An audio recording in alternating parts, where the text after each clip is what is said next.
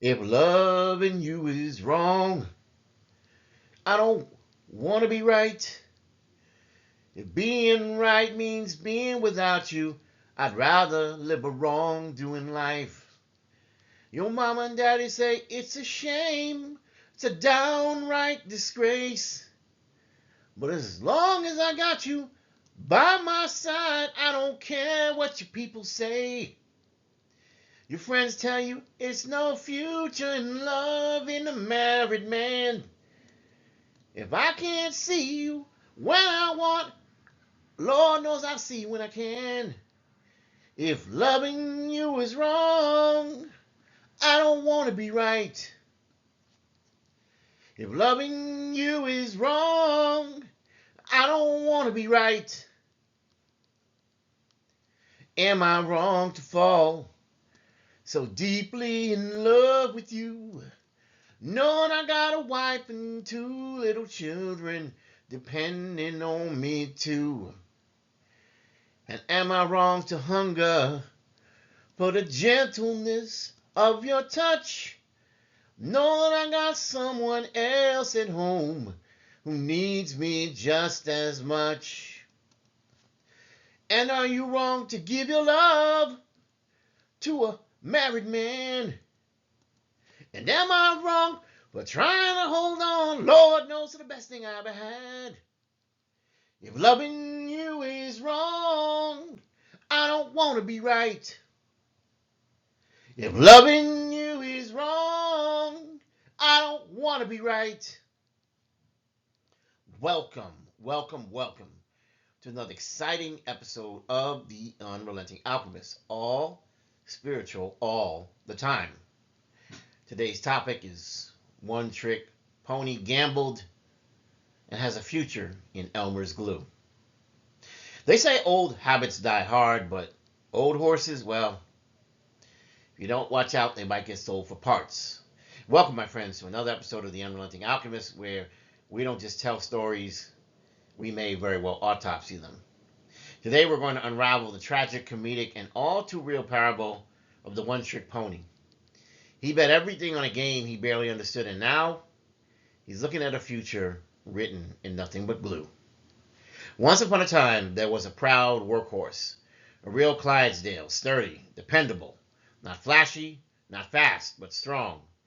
He knew one job and did it well, pulling carts, dragging plows, and his little field of hay and sweat. He was respected, but he didn't like working hard, and something changed. He got a taste of applause one day. One day after hauling an apple cart through town, he was cheered by children. Someone patted him, called him a champion, and in that moment, his head was gassed up and the pony changed. He learned a trick, just one trick. Nothing special. He could rear up his hind legs. It made folks chuckle. It made them clap. And he loved the attention. And he loved the applause. That workhorse decided, why break my back pulling when I can perform? Why sweat in silence when I can be adored? And so the one-trick pony retired from the fields and decided to go on tour.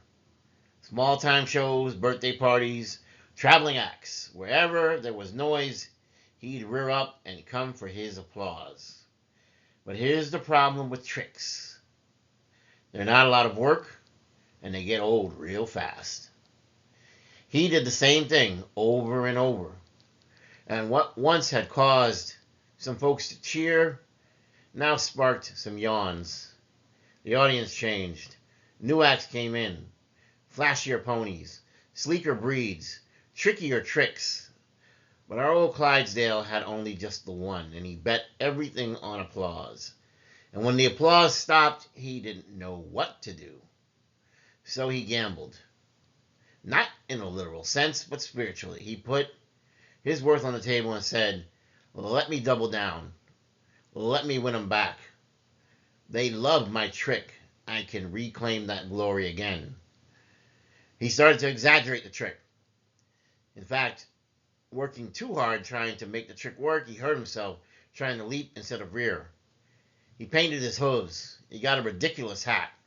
He even started hanging out with the stunt goats and the snake charmers, trying to learn how to be a charlatan.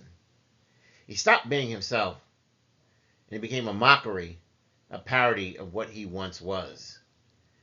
And for all the trick that he tried to trick, no one clapped.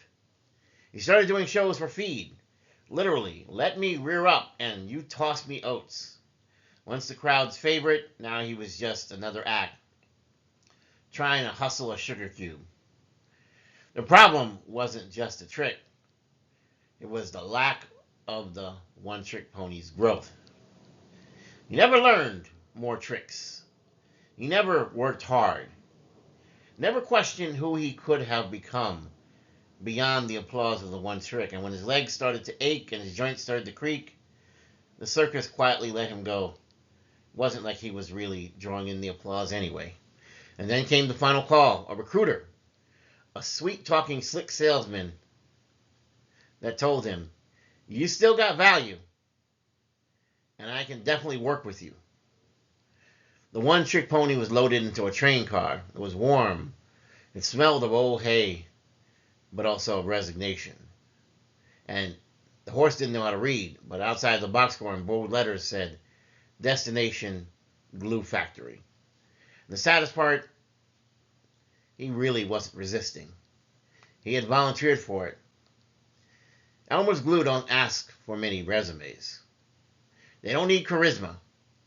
They just need raw material. And truth be told, the one-trick pony had always said, "I really don't like working hard.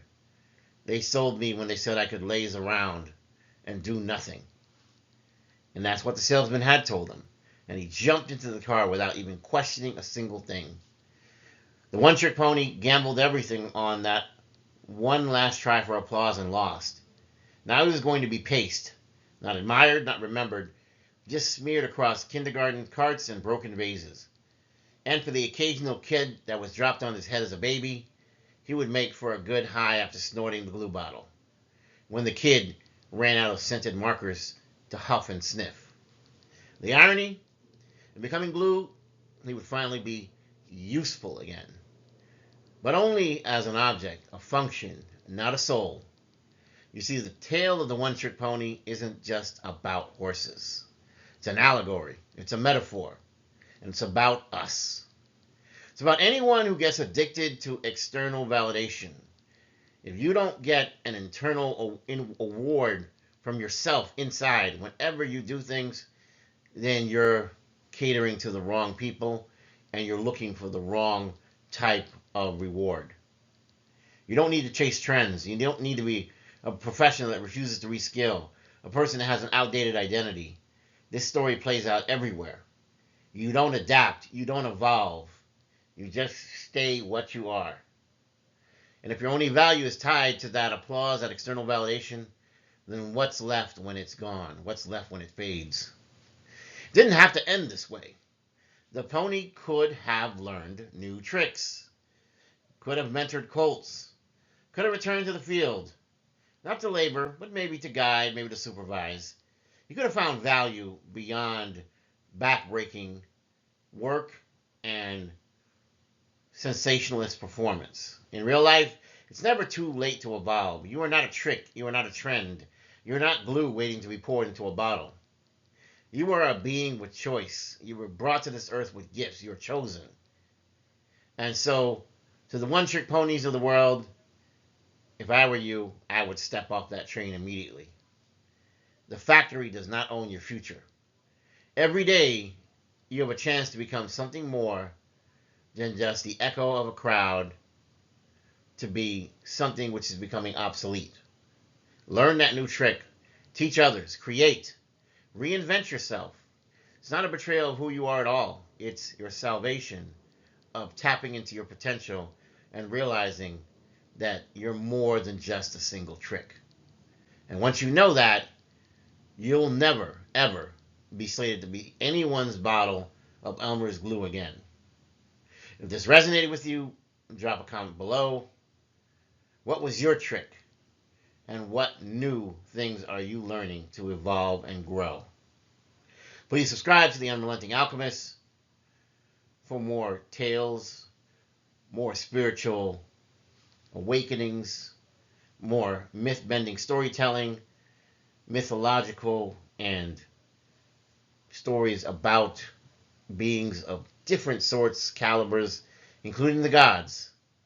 March forward knowing that heaven is behind you. Know that your ancestors and the army of angels are to the side of you. You are supported. You are chosen, and so it's best you act like it.